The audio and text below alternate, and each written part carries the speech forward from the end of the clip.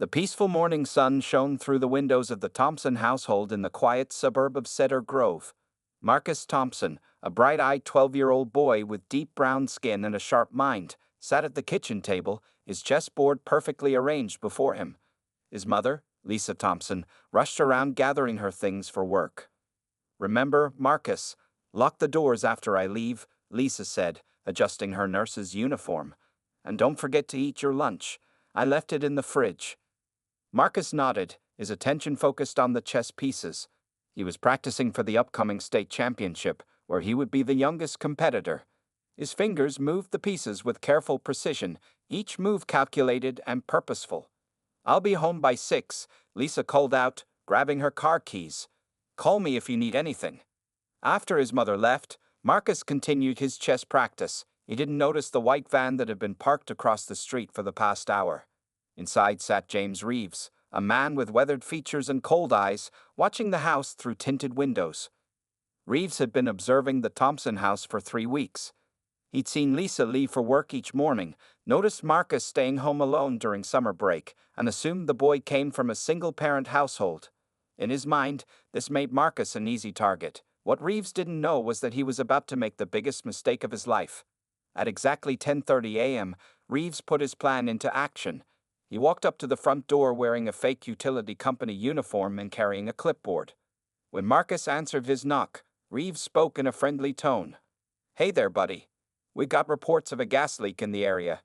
Need to check your meters real quick. Is your mom home?" Marcus hesitated, remembering his father's warnings about strangers. But before he could close the door, Reeves pushed his way inside. Marcus tried to run, but Reeves was quick. He grabbed the boy, pressing a cloth soaked in chloroform against his face. Within seconds, Marcus went limp in his arms.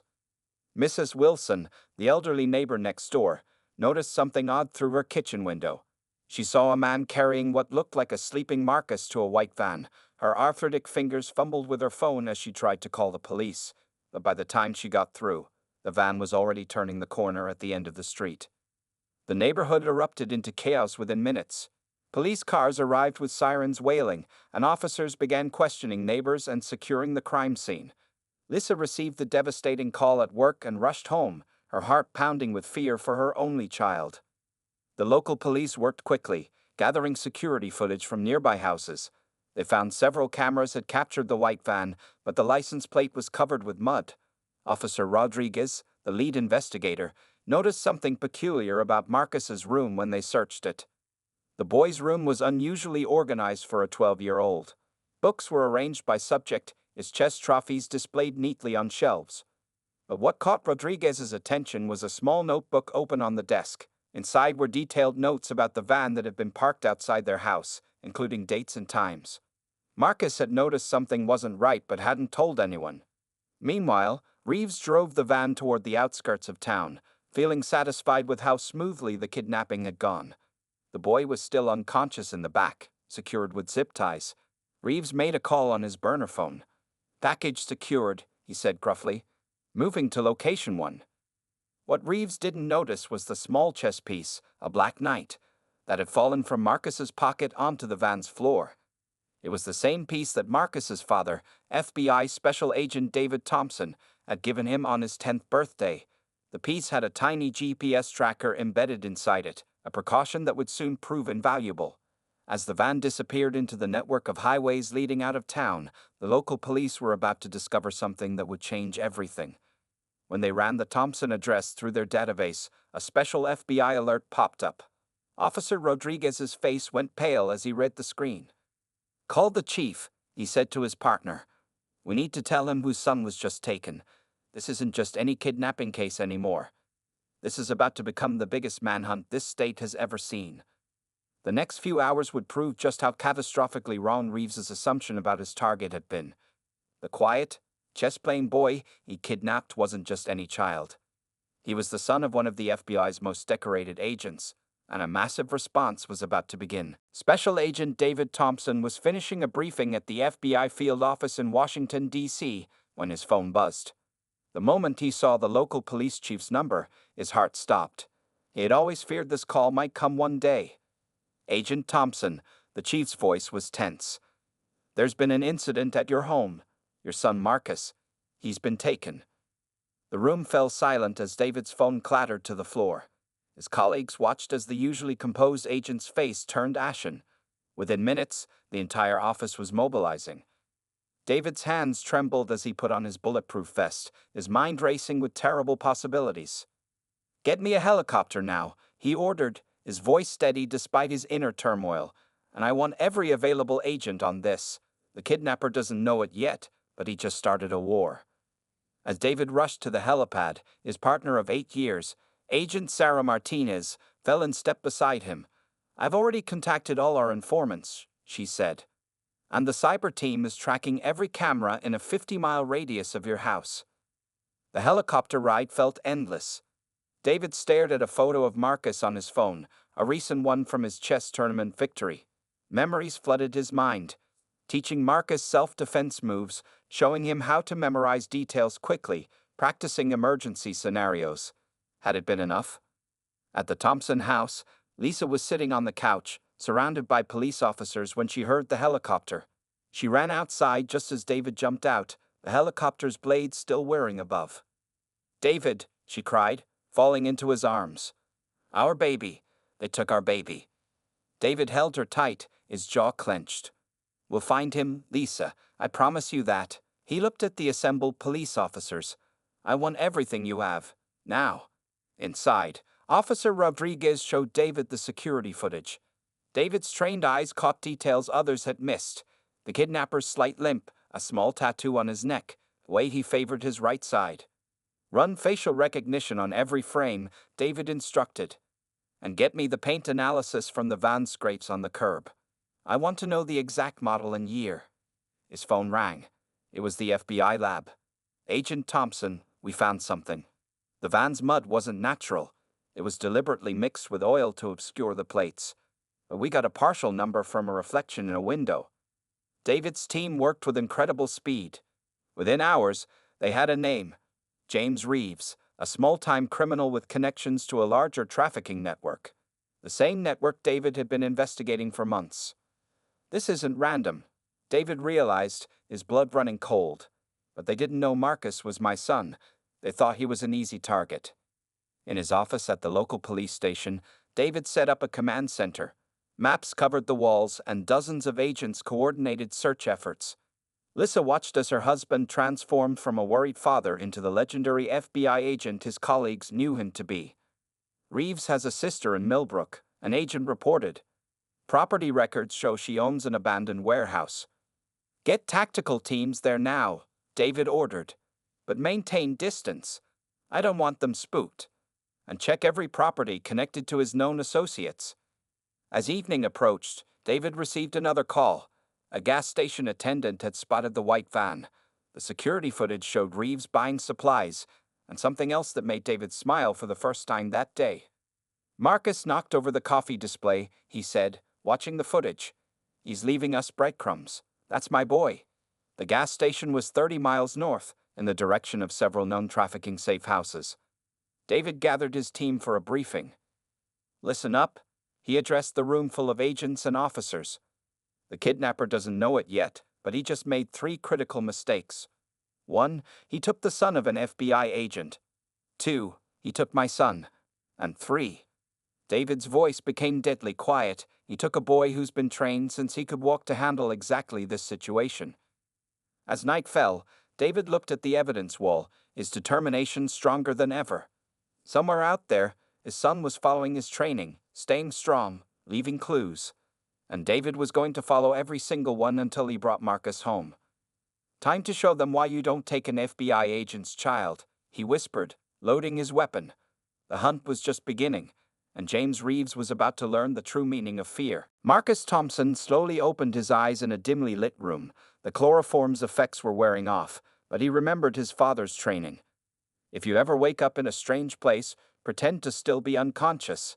Listen, learn, remember everything."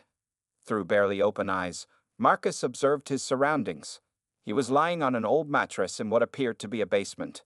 His hands were tied with zip ties. Amateur mistake, he thought, remembering how his father had taught him to break free from various restraints. Two men were talking in low voices nearby. "The kid's worth at least 50 grand," Reeves was saying to a taller man with a scar on his face.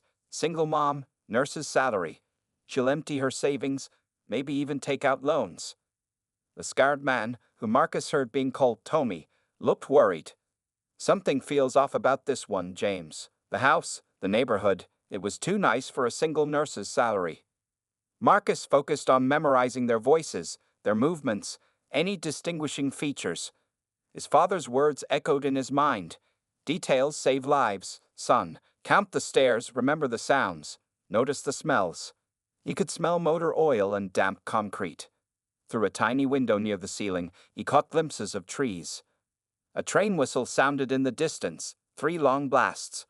Marcus started counting seconds between the sounds of passing trains. "Kid's still out cold," Reeves said, checking on Marcus. "Must have used too much chloroform." Marcus kept his breathing steady, just as he practiced during their father-son emergency drills. He felt Reeves's presence move away and heard footsteps going up wooden stairs. 14 steps, he counted. A door creaked open and closed. Once alone, Marcus opened his eyes fully. The basement was larger than he'd expected, filled with old furniture and boxes. A small bathroom was visible through an open door. On a table nearby, he spotted a phone charger plugged into the wall, a newer model, meaning at least one of his captors had a recent iPhone. Moving silently, Marcus tested the zip ties. His father had shown him how the plastic could be broken by pressing it against the sharp edge of his cheekbone and applying sudden pressure. After 3 careful attempts, the tie snapped. Marcus didn't run. His father's voice guided him. "If you're ever taken, don't escape at the first chance. Wait for the right moment. Gather intelligence. Make your captors think you're weaker than you are." He returned to the mattress, hiding the broken zip tie in his sock. Soon, heavy footsteps announced Reeves's return. He carried a paper bag that smelled like fast food. "Hey kid, you awake?" Reeves shook Marcus roughly. Marcus pretended to groggily wake up, adding a whimper for effect. Where am I? I want my mom." Reeves smirked, buying the act completely. "Don't worry, you'll see her soon. If she pays up, here's some food." Marcus acted terrified and confused, but his mind was racing with calculations. The basement had one exit, but he'd spotted a rusty dryer vent that might be large enough for him to crawl through. He'd also heard cars passing above. They were likely under a main road. While eating the burger Reeves had brought, Marcus accidentally on purpose spilled some soda. "I'm sorry," he cried, seeming panic-stricken. "Just clean it up," Reeves growled, throwing him some paper towels. As Marcus wiped the floor, he used the movement to cover his real action, scratching a small chess notation into the concrete with a pebble he'd found. It was a code he and his father had created, marking his location and the number of captors. Throughout the day, Marcus played his role perfectly, a scared kid who cried and begged to go home. But behind his tears, he was meticulously gathering information. He noticed Tony's nervous habit of checking his phone every 10 minutes. He heard Reeves mention something about moving the package tomorrow night. When night fell, Marcus lay on the mattress, appearing to sleep while actually working on his next move. He discovered that the basement circuit breaker was easily accessible. One well-timed power outage could create enough chaos for an escape, but he needed more intel first. As he lay in the darkness, Marcus smiled slightly. These men thought they had kidnapped an easy target, just another kid. They didn't know they had taken someone who'd been preparing for this moment his entire life. His father would be looking for him, following the clues he was leaving, and Marcus just needed to stay smart and patient. The hunter becomes the hunted, his father always said, and right now, James Reeves and his gang had no idea they were already trapped in a game of chess where Marcus was several moves ahead. The FBI command center buzzed with intense activity as Agent David Thompson stood before a massive digital map. Red dots marked every possible location where Marcus might be held.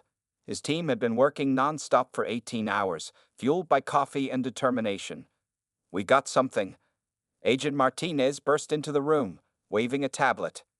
The gas station footage showed more than just Marcus knocking over the coffee display. "Look at this." David watched the video carefully. In the background, a delivery truck's side mirror reflected part of the van's actual license plate. The mud hadn't covered everything. "Run those numbers now," David ordered. Within minutes, They had a match. The van was registered to a fake company, but the insurance paperwork led to an address in the industrial district. Meanwhile, Lisa Thompson sat nearby, helping agents go through Marcus's notebooks. Her hands trembled as she turned each page, but her voice remained steady. "Look at this," she said, pointing to a series of numbers. "These aren't just random doodles. Marcus was recording the times that white van appeared in our neighborhood." David rushed over. "That's my boy," he whispered proudly. He knew something was wrong and documented everything. The dates and times created a clear pattern. Reeves had been watching their house for weeks. Across town, Officer Rodriguez's team discovered something crucial. They'd found traces of a specific type of rust-proofing paint on the curb where the van had scraped it. This paint was used exclusively by one local auto shop. The shop owner remembers Reeves. Rodriguez reported over the phone.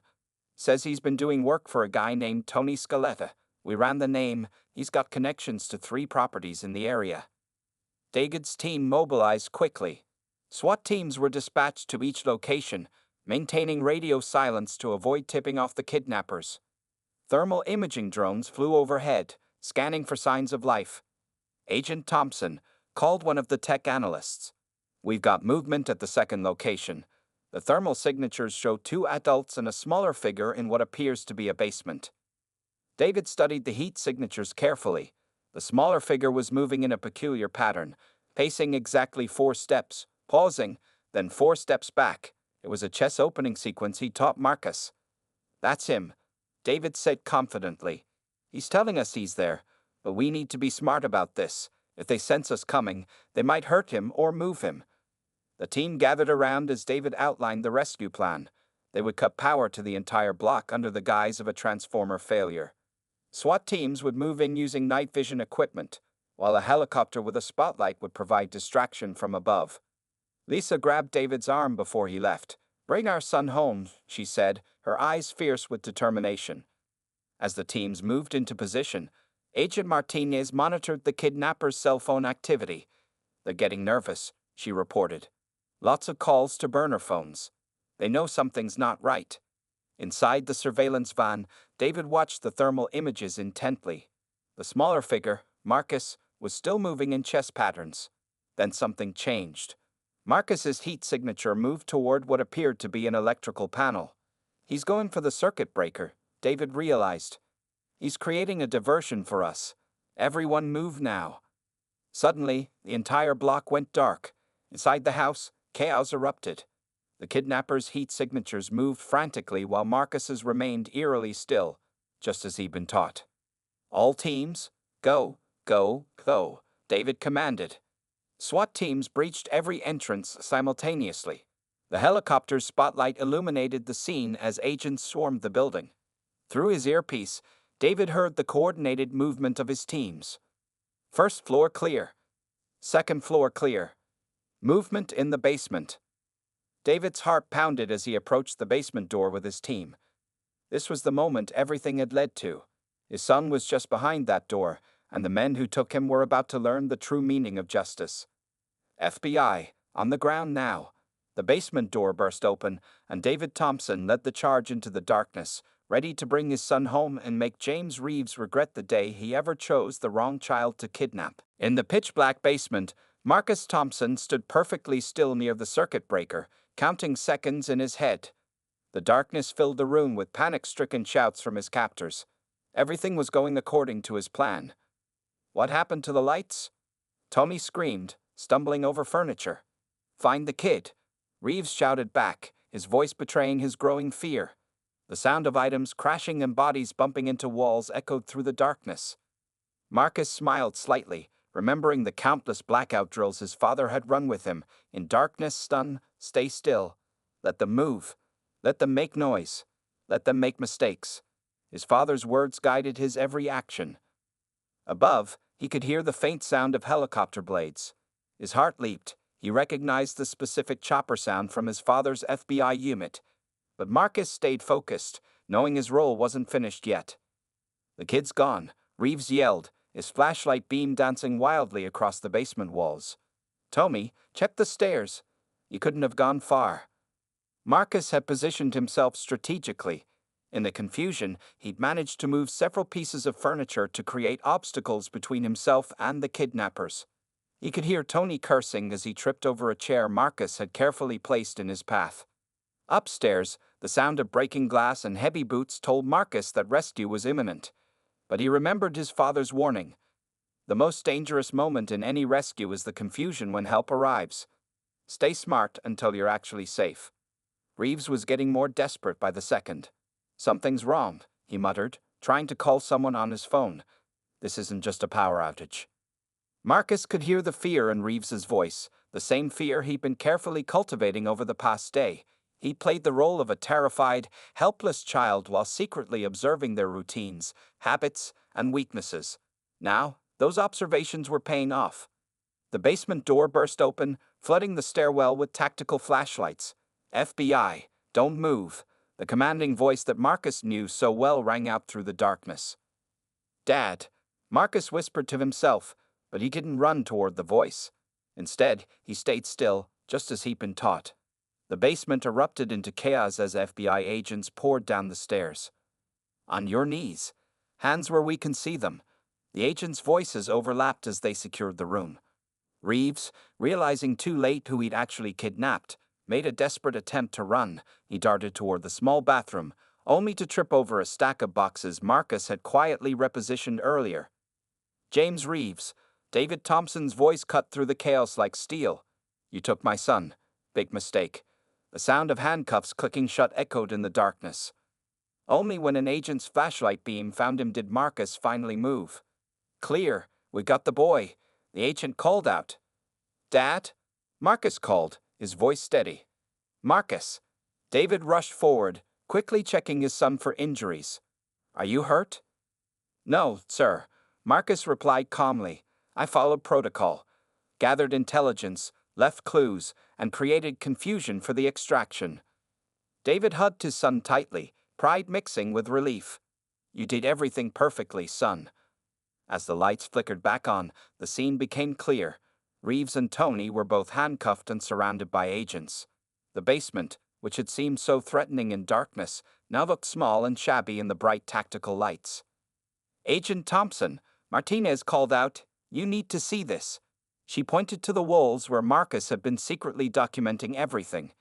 Hidden behind posters and furniture were detailed notes about his captor's routines, guard changes, and phone calls, all scratched into the wall using his chess piece. Chess notation? Martinez asked, studying the marks. Dad taught me, Marcus explained. Each mark is a different piece of information. The knight's moves show timing patterns.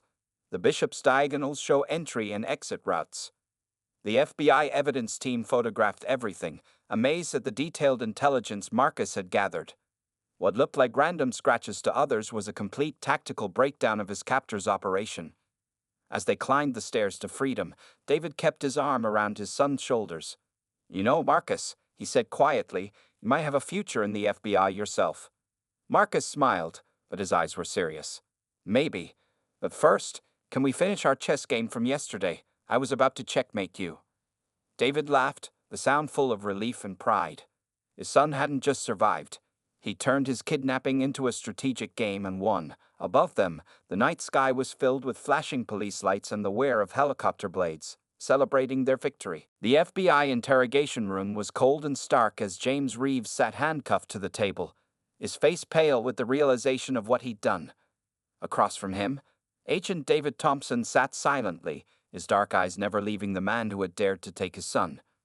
You know, David finally spoke, his voice eerily calm. When I started investigating the trafficking ring 6 months ago, I never thought you'd lead me right to them by kidnapping my own son. Reeves's hands trembled. I didn't know. I swear I didn't know he was your kid. Behind the two-way mirror, Agent Martinez watched with other FBI agents as the interrogation unfolded. Marcus sat with them, allowed to observe as a learning experience, his mother's arm protectively around his shoulders.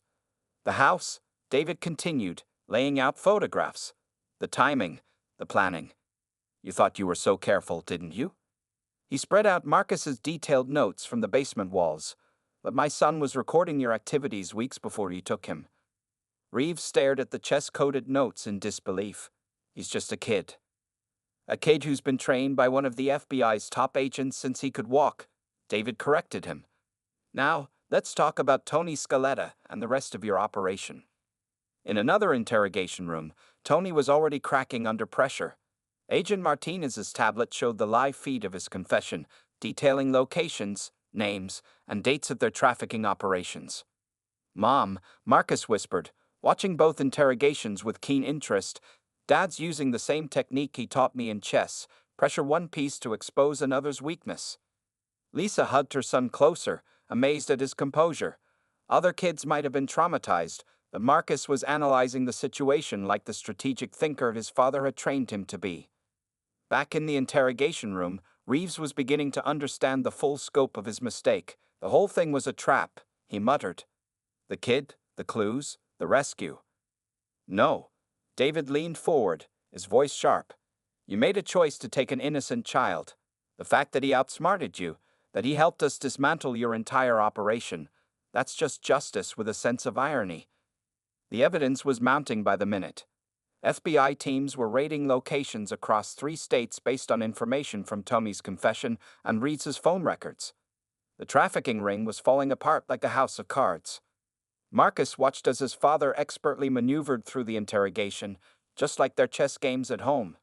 Each question was calculated, each revelation timed perfectly to break down Reeves' resistance. Your son, Reeves finally said, his voice breaking. He wasn't afraid, not really, not once. David allowed himself a small smile. Fear is a choice. Marcus chose to think, to plan, to act. While you saw a helpless child, he was systematically gathering evidence to destroy your entire operation. In the observation room, another agent rushed in with updated reports. Sir, he addressed Agent Martinez. We found 3 more properties. There are kids, sir. We're getting them out now. Tears filled Lisa's eyes as she realized that her son's ordeal had led to saving other children. Marcus squeezed her hand, understanding the bigger picture. The chess pieces, Reeves said suddenly. He was always playing with something in his pocket. It was a tracking device, wasn't it? A black knight, David confirmed. The same piece I gave him when I taught him that sometimes the best path isn't the most obvious one. The interrogation continued as more reports flooded in. 17 children rescued. 5 trafficking safe houses discovered. 12 suspects in custody. The operation that had eluded the FBI for months was crumbling because one kidnapper chose the wrong target. You know what the biggest irony is? David stood up, gathering his files. If you hadn't taken Marcus, we might not have found those other kids for months. Your greed and stupidity just saved lives. As David left the interrogation room, Marcus met him in the hallway. Father and son shared a look of understanding. This wasn't just about their family anymore. Their ordeal had turned into something bigger, something that would help others. Ready to go home, son? David asked, placing a hand on Marcus's shoulder. Marcus nodded, but his eyes were still on the interrogation room screens. Dad, when I'm old enough, I want to do what you do. I want to help other kids who don't have someone to teach them what you taught me. David looked at his son with pride, seeing not a victim, but a future protector. The kidnapping had failed, but it had awakened something stronger in Marcus, a desire to turn his skills into a shield for others. 1 week after the rescue, the Thompson family's living room was filled with FBI officials and local law enforcement. A special ceremony was being held to recognize Marcus's extraordinary courage and intelligence during his captivity. The walls, still covered with investigation photos and maps, now told a story of triumph rather than terror. Director Williams, the FBI's regional chief, stood before the gathered crowd. What we witnessed this past week was unprecedented. He began, his voice carrying authority and admiration. A 12-year-old boy not only survived a kidnapping, but helped us dismantle one of the largest trafficking operations on the East Coast. Marcus sat between his parents, wearing a pressed shirt and tie. Unlike most kids his age, he sat perfectly straight, his eyes alert and focused. On the coffee table before him lay his chess set, the Black Knight piece prominently displayed. Thanks to Marcus's detailed observations and coded messages, Director Williams continued, we've rescued 23 children in total. The information he gathered during his captivity led to 17 arrests and the seizure of over $5 million in criminal assets. Lisa squeezed her son's hand, tears glistening in her eyes. David sat proudly on Marcus's other side, his FBI badge gleaming under the room's lights. But perhaps most remarkable, the director said, was how Marcus turned his father's training into a powerful weapon. The kidnappers thought they had captured a helpless child. Instead, they brought into their operation a brilliantly prepared young man who became their ultimate undoing. Agent Martinez stepped forward, holding a special presentation case. Inside was a junior FBI badge, specially created for this occasion. Marcus Thompson, she announced, for extraordinary service to the FBI and outstanding courage in the face of danger, we present you with this honorary badge. As Marcus stood to accept the badge, the room erupted in applause. Officer Rodriguez, who had been first on the scene during the kidnapping, wiped tears from his eyes. He'd seen countless cases end in tragedy, but this one had become a legend in the department. I'd like to say something, Marcus spoke, his voice clear and confident. The room fell silent. My father always told me that being prepared isn't about being paranoid. It's about being ready to help others when the moment comes. He picked up the Black Knight from his chess set. This piece isn't just about tracking devices or secret codes. It's about thinking differently. The knight moves in L shapes because sometimes the best path forward isn't straight ahead. Sometimes you have to think around corners. David watched his son with pride, seeing not just his training reflected back, but something uniquely Marcus, a combination of analytical thinking and deep compassion. Those other kids we found, Marcus continued, they didn't have someone to teach them what my dad taught me. But now they're safe, and maybe that's why all this happened. Sometimes bad things happen, so we can stop worse things from happening. The room was completely silent now, captivated by the wisdom coming from someone so young. Even the seasoned FBI agents were moved by his words. The trafficking ring had been operating for years, Director Williams added.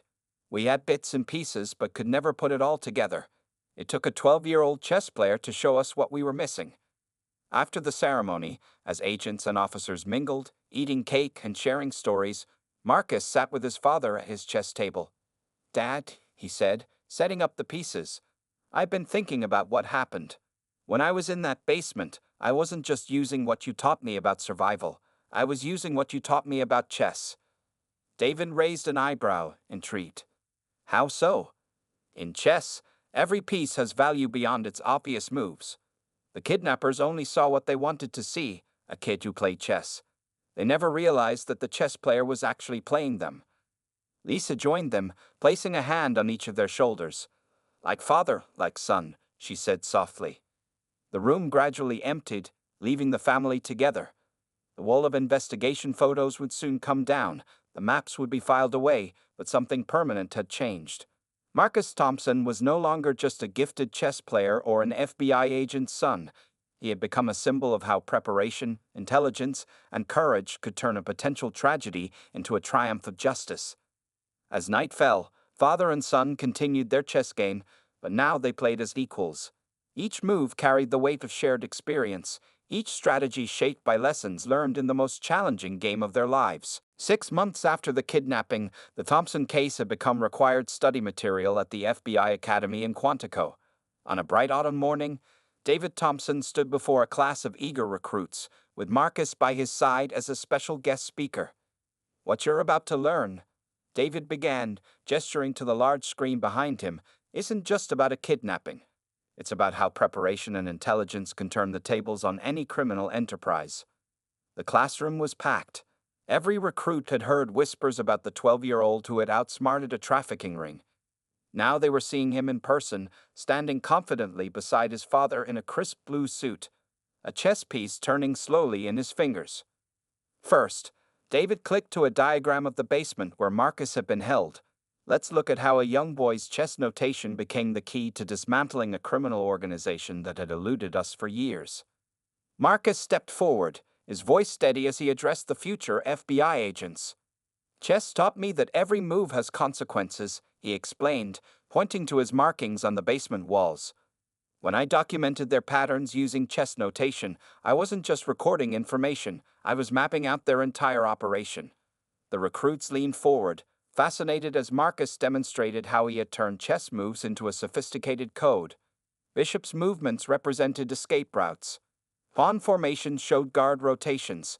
Knight's paths revealed timing patterns. In the back of the classroom, Lisa Thompson watched proudly. Next to her sat Agent Martinez and Director Williams. They had made the journey to witness how their unique case was shaping the future of FBI training.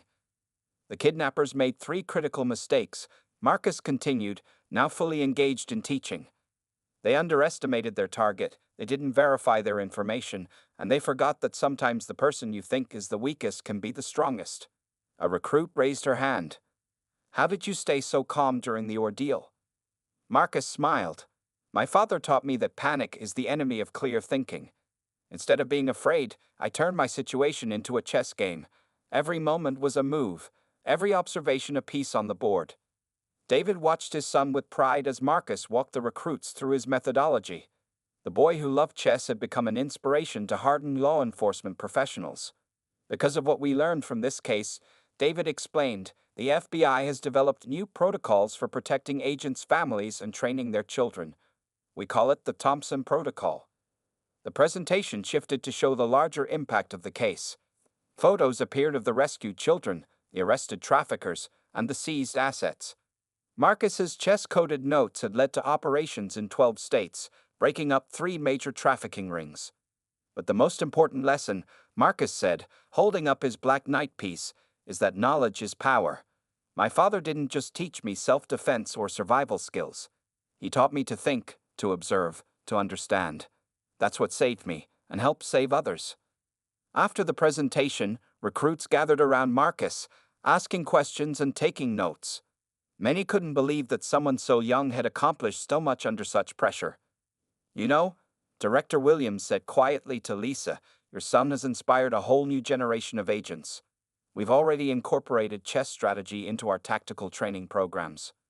Later that evening, back at home, the Thompson family sat in their living room. The wall that once held investigation photos now displayed Marcus's achievements, his honorary FBI badge, newspaper clippings about the case, and a special commendation from the director. Dad, Marcus said, setting up the chessboard for their nightly game. Do you think those recruits understood the real lesson? What's that, son? That it's not about being the strongest or having the most power. It's about being prepared and using your mind. Just like in chess, sometimes the king is saved by the smallest pawn. David smiled, watching his son arrange the pieces. The Black Knight held a special place on the board now, a symbol of their shared journey and the lives they helped save. You taught me something too, Marcus, David said softly. Sometimes our greatest challenges become our greatest opportunities to help others. As they began their game, the setting sun cast long shadows across the chessboard. The Thompson family had turned a potential tragedy into a triumph that would protect and save lives for years to come. And somewhere in Quantico, a new generation of FBI agents was learning that sometimes the best lessons come from the most unexpected teachers, like a 12-year-old chess player who turned his kidnapping into the ultimate checkmate.